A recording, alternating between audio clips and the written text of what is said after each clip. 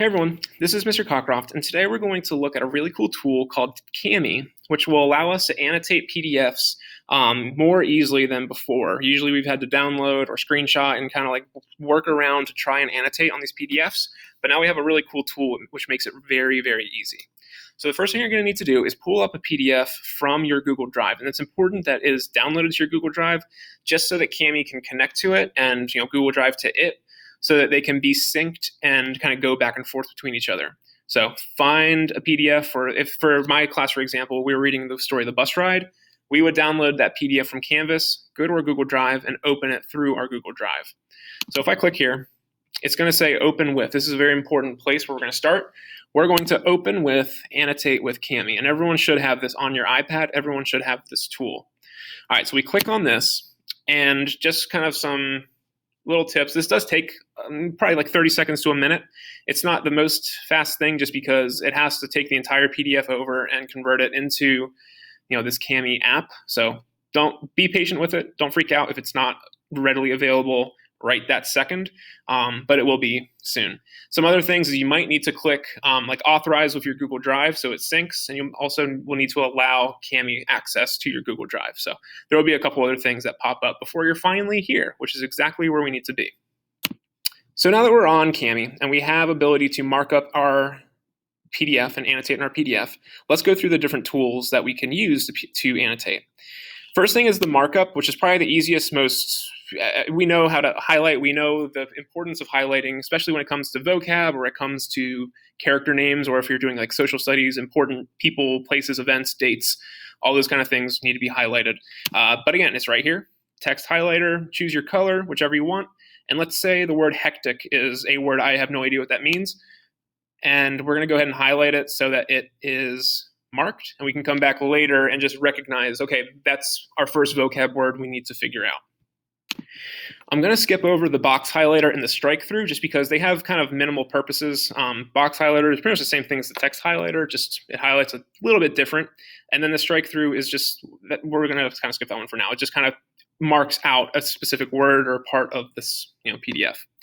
The underline, just like the highlight, is very important. So if you are highlighting the vocab, maybe you are underlining some different things. Maybe you're underlining specific pieces of textual evidence that you want to highlight as important. Or maybe if you're doing an informational text, you're highlighting the central idea of a text, or the specific piece of what text structure it is, or whatever example you want to give. So again, I'm going to highlight this piece of evidence because knowing that the postman had a red bag, maybe that's really important for the story. So I'm going to go ahead and underline it for later, just so I can go back and see, okay, this was an important piece of evidence that we can use to come to a conclusion, or use when coming up with the main idea. The next tool is the comment, and I really like this one because it gives you the ability to share maybe personal knowledge or prior knowledge about a text, or make personal connections. So just for example, I'm going to highlight the very first sentence. Maybe after I read this first sentence, I can make a connection between the character in the story who works in the ER, the emergency room, and myself. And I can say ER workers have flexible schedules, which have them working late nights and early mornings. Again, just whatever connection you can make.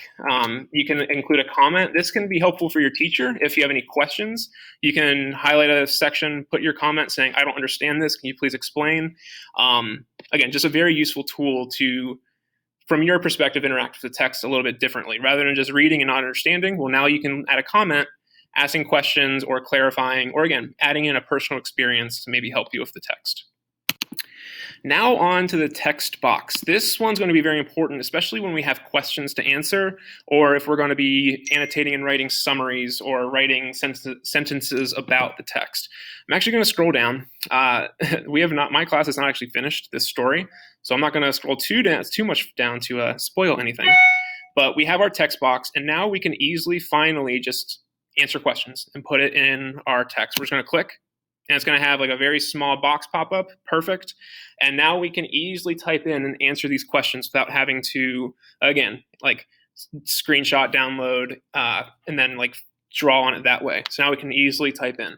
So predict what the story will be based on the title. The story will be about a haunted bus. I don't know, just whatever. And then you can press enter to get to the next line, or if you're done, period, great, looks great.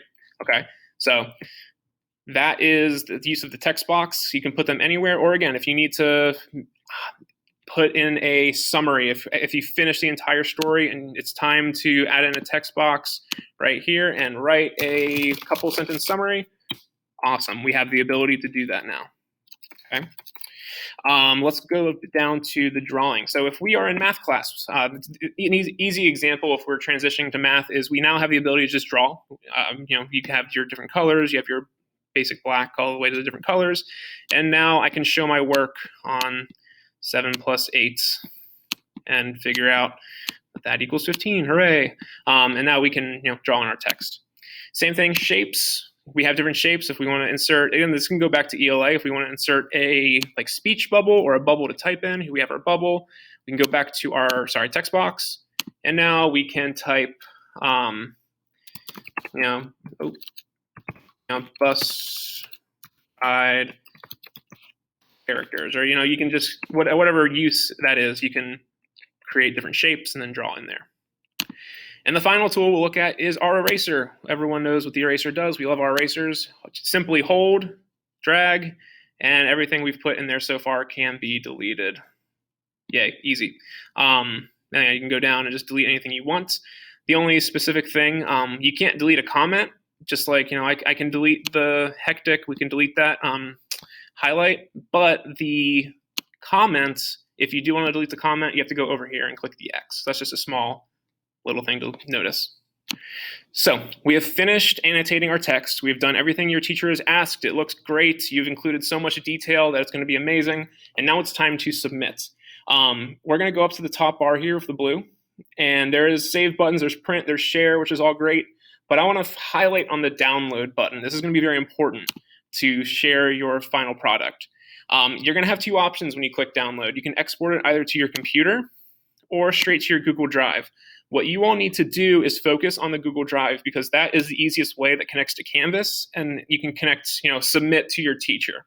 You do have options. You can, submit the original with no annotations, but most times we're going to want to submit with all of our annotations so everything looks good, our work is shown, our connections are made with the text, and we can easily, put in our file name if you want to say Cami export bus ride or whatever your title is, perfect. And then simply begin export so it goes to your Google Drive. From there, you would go back to your Google Drive and submit through Canvas like we all know how by this point. And that is how you annotate with Cami. Hopefully this video made sense. If you have questions, please reach out to me or your teacher, and we can all begin annotating like pros.